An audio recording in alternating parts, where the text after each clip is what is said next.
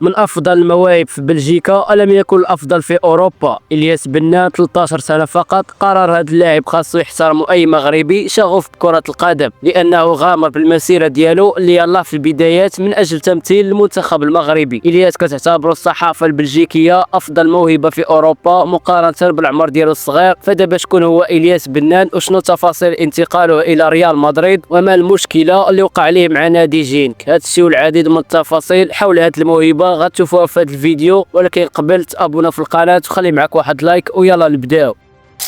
إلياس بنان تزاد في عام 2011 بمدينة لييج في بلجيكا من أب مغربي كينحدر من الدار البيضاء وأم بلجيكية، وبالتالي كيمتلك الجنسية المغربية والبلجيكية. الأسرة ديالو عاونته منذ الصغر باش يحقق أحلامه، والأخ ديالو الأكبر ياسين حتى هو لاعب محترف كيلعب في الدوريات السفلى، ومن طبيعي أنه يكون إلياس محب لكرة القدم، وداكشي علاش قررت العائلة ديالو تدخلوا لأكاديمية أوبين في سنة 2016 عن عمر 5 سنوات. ما غاديش يطول معاهم بزاف، غيلعب سنتين فقط، وفي سنة 2018 غادي يلتحق بأكاديمية ستاندارد لييج. عام واحد كان كافي باش يبين موهبته الكبيرة والإمكانيات اللي كيمتلك، ويخلي أكبر الأندية البلجيكية تهتم به في سن صغير. أكاديمية جينك غادي تقدر تعاقد معاه في سنة 2019. إلياس محتاجش الوقت بزاف باش يبين سحر القدم ديالو اليمنى والخفة في المهارة والتغلب على دفاعات الخصوم، وهذا الشيء خلى المسؤولين يبقاو مراقبينه باستمرار. كانوا ديما كيعتنيو به وبالعائلة ديالو باش ما تحاول حتى شي فرقه تخطفوا منهم. الموهبه ديالو كانت غير عاديه، والقدرات الفنيه اللي كان كيبينها كتبان سابقه العمر ديالو الصغير، وهذا الشيء دفع النادي البلجيكي مع مرور السنوات يلعبوا مع فئات اكبر من عمر الصغير، حيث كيبان لهم بان موهبته كتستحق تحرق بعض المراحل، ويعتبر موهبه استثنائيه ما شاء الله. الياس كان افضل موهبه عنده في الاكاديميه ومن اهم اللاعبين في الفئات السنيه. في الموسم 2022 2023 غادي يلعبوه مع فئه اقل من 14 سنه، رغم انه كيبلغ من العمر 11 سنة فقط. سجل تبارك الله 20 هدف وقدم 14 تمريرة حاسمة في جميع المسابقات اللي شارك فيهم. هادشي كيبين ليك مدى الموهبة ديالو والإمكانيات الكبيرة اللي كيتمتع بها في هذا العمر الصغير. بصح تخطي المراحل كيبقى مزيان للاعب من ناحية التسويق للصورة ديالو وكذلك من الناحية المعنوية، لكن من جهة أخرى ممكن هادشي تسبب ليه في إصابات نظرا للاعبين الكبار عليه في السن وفي البنية الجسمانية. إدارة جينك ساعدوه الموسم الماضي باش يلعب مع فئة أقل من 15 سنة، رغم انه كيبلغ من العمر 12 سنه فقط. هذا القرار ما غاديش يعجب الاب ديالو نهائيا، لانه خاف على الياس حيث كان كيواجه لاعبين بقوه جسديه كبيره، وطلب من الاداره انهم يهبطوه يلعب مع مواليد 2010 بدلا من مواليد 2009 اللي فيها لاعبين كبار عليه بزاف. هادشي حسب تصريحات والد الياس، لكن النادي رفض هذا الطلب وقال باللي هذه الفئه ما كتقدمش مستوى كبير واقل من موهبه الياس. هذا كان هو العائق الاول اللي طرا ليه مع اداره جينك، ومن بعد غادي توقع مشكلة أكبر من ذلك، حيث غادي يطردوه من النادي البلجيكي بعد ما قرر تمثيل المنتخب المغربي في شهر مارس الماضي بدلا من منتخب بلجيكا اللي كان حضر معاهم قبل أسابيع قليلة ولعب مباراة ضد إنجلترا. لكن البطل ديالنا ما غاديش يكمل مع بلجيكا، وكان القرار ديالو واضح ومقتنع بتبديل أسود الأطلس رغم الإغراءات والضغوطات الكبيرة اللي تعرض لها من الاتحاد البلجيكي والنادي أيضا. صراحة إدارة جينك قامت باتخاذ قرار غير ملائم بتاتا، إضافة إلى ذلك خسروا موهبة استثنائية وبإمكانيات جد رائعة، وما فكروش أنهم يقدروا يخرجوا على المسيرة ديالو اللي يلاه في البدايات ويحطموه في هذا العمر الصغير. لكن موهبة بحال هذه أكيد غادي تكون تحت أنظار أندية كبيرة، وبالفعل من بعد الطرد ديالو العديد من الأندية الأوروبية استغلت هذه الفرصة وحاولوا يتعاقدوا معاه، ونادي أندرليخت هما اللي قدروا يقنعوه بالانضمام للأكاديمية في بداية شهر ماي. اختيار جيد صراحة، بحيث أندرليخت واحدة من أفضل وأعرق الأكاديميات البلجيكية والأوروبية من ناحية التكوين وتخريج أفضل المواهب والتسويق لهم مستقبلا لأندية كبيرة. كاين اللي غيقول دابا كيفاش موهبة بهذه الإمكانيات وما انتقلاتش لنادي كبير في أوروبا. الحقيقة هي بأنه اللاعب تلقى عروض عديدة خارج بلجيكا، أبرزهم أياكس وباير ليفركوزن ونادي ريال مدريد اللي كانوا راغبين في التعاقد معاه. كاين أندية أخرى، ولكن قانون الفيفا كيرفض انتقال أي لاعب أقل من 18 سنة إلى بلد آخر بدون والديه، وأيضا الأب ديالو ما باغيش إلياس بغيت يحرق المراحل وباغي يمشي خطوه بخطوه. المهم بالنسبه للناس اللي ما كتعرفش الياس مزيان، فراه اللاعب متعدد المراكز، كيلعب كصانع العاب وفي الاجنحه على اليمين وعلى اليسار، حيث انه كيمتلك قدرات فنيه رائعه وبامكانيات كبيره ما شاء الله. غير اللقطات اللي كتشوفوا قدامكم كتوضح جميع هذه الهضره اللي قلنا عليه. والياس صبح اصغر لاعب كيشارك مع منتخب بلجيكا في فئه اقل من 15 سنه، ومن بعد غادي يلعب مع المنتخب المغربي في نفس الفئه، وشارك في 2 مباريات ضد زامبيا وسجل هدفين، واصبح اصغر لاعب في التاريخ يسجل لاحد المنتخبات الوطنيه المغربيه. ومن بعد غاب على 2 لوائح مع اقل من 15 سنه ومع اقل من 16 سنه بسبب الاصابه. مؤخرا حضر مع اقل من 15 سنه ولعب 2 مباريات ضد كل من منتخب اسبانيا والمكسيك، وحمل رقم 10 وشارة القياده. وفي رايي غيكون الياس من افضل المواهب في اوروبا ان شاء الله. المهم كنتمناو لهذا البطل كل التوفيق مستقبلا. ما تنساش تزور الانستغرام ديالنا، غتلقاه في صندوق الوصف. وحتى لهنا غنكون وصلنا لنهايه الحلقه، ونتلاقاو في فيديو جاي وتهلاو.